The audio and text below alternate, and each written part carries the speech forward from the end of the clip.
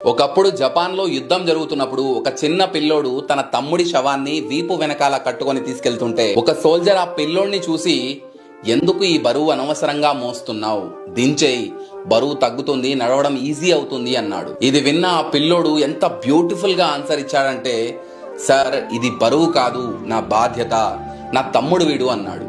ఇది విని ఆ సోల్జర్ ఒక్కసారిగా ఏడ్చాడు. ఆ రోజు నుంచి ఈ ఫోటో జపాన్ దేశం యొక్క సింబల్ ఆఫ్ యూనిటీగా మారింది. దీన్ని మనం మన లైఫ్ లో అప్లై చేయలేమా? సంపాదన లేని తమ్ముణ్ణి, అన్నని బరువులా కాకుండా బాధ్యతగా తీసుకోలేమా? ఒక చెల్లి మనకు బరువు కాదు, తను మన చెల్లెలు, మన బాధ్యత. వాళ్ళు ఒకవేళ తప్పు చేస్తే వాళ్ళని క్షమించండి.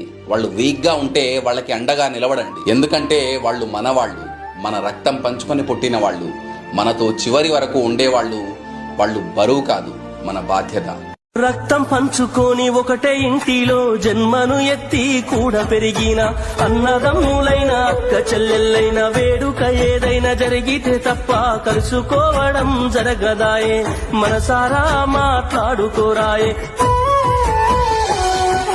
భోజనాలకు గంట ముందు వచ్చి పని ఏదో ఉందన్న సాకుతోటి మొక్కువడిగా భోజనం అయిన వెంటనే ఉంటామంటూ వెళ్లిపోవుడాయే.